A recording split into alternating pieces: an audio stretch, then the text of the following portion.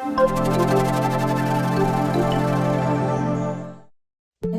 mina olen Karine Pajo ning mina olen pediaatria eriala arst-resident. Energiajook on jook, mis tavapäraselt sisaldab kofeiini, aga ka teisi taimseid stimulante ning süsivesikuid. Kofeiin on maailma levinuim stimulant, seda leidub kohvis, tees, energiajookides, koolajookides, aga ka mõndades šokolaadides ning spordijookides. Viimastel aastatel on kofeiini sisaldavad joogid muutunud üha populaarsemaks ka laste ja noorukite seas. Tervise Arengu Instituudi andmete kohaselt tarvitab iganädalaselt energiajooke 1/5 11–15-aastastest noortest. Laste organism on kofeiini suhtes tundlikum, kuna nende ainevahetus ja närvisüsteem on alles arenemas. See tähendab, et kofeiin püsib lapse kehas kauem ning selle toime on tugevam. Kofeiin paneb südame kiiremini tööle ning tõstab vererõhku. See võib põhjustada rütmihäireid ning ebameeldivat südame pekslemist. Kofeiin blokeerib ajus unisust tekitavaid retseptoreid. See tekitab ajutiselt erksa tunde, kuid see rikub und. Laps võib hiljem uinuda, öösel korduvalt üles ärgata või hommikul ärgata väsinuna. Halb uni toob kaasa õppimisraskused, meeleoluhäired ning keskendumisraskused. Liigne kofeiin võib põhjustada ka närvilisust, ärevust ja ärrituvust ning halvendada depressiooni sümptomeid. Kofeiin kiirendab seedetrakti tööd ning suurendab maahappe hulka.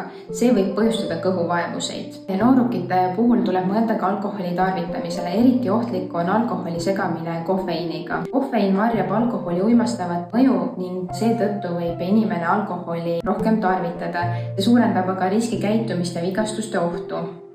Täpselt ohutut kogust ei ole, see sõltub vanusest, kehakaalust ning taluvusest. Mõningate allikate kohaselt soovitatakse 12–18-aastastel kofeiini tarvitada alla 100 mg päevas. Näiteks 200 ml filtri kohvitass sisaldab kofeiini umbes 90 mg, 220 ml musta teed umbes 50 mg. Energiajookide kofeiini sisaldus on varieeruv, kuid näiteks 250 ml purk võib sisaldada 80 mg kofeiini või 530 ml 190 mg kofeiini. Seega võib üks energiajook ületada juba lapse või nooruki päevase normi.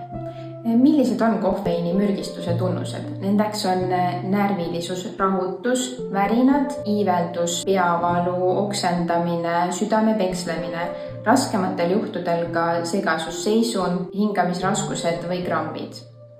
Mida teha, kui kofeiini on liigselt tarvitatud? Lõpetada kohe kofeiini sisaldavate toodete tarvitamine, juua vett, puhata. Väga oluline on olla rahulikult, võimalusel pikutada ning vältida füüsilist koormust.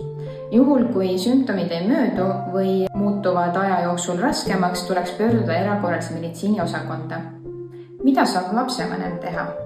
Esiteks, ära osta lastele või noorukitele kofeiini sisaldavaid jooke. Selgita, miks kofeiin on ohtlik, jälgi ise etikette. Paku lapsele tervislikke alternatiive nagu vesi, kodused smuutid, mahlad ning ole enda jookide valikul eeskujuks. Kuid kui otsustada tarvitada energiajooke, siis tea, mis seal täpselt sees on ning kui palju sa tegelikult tarvitad.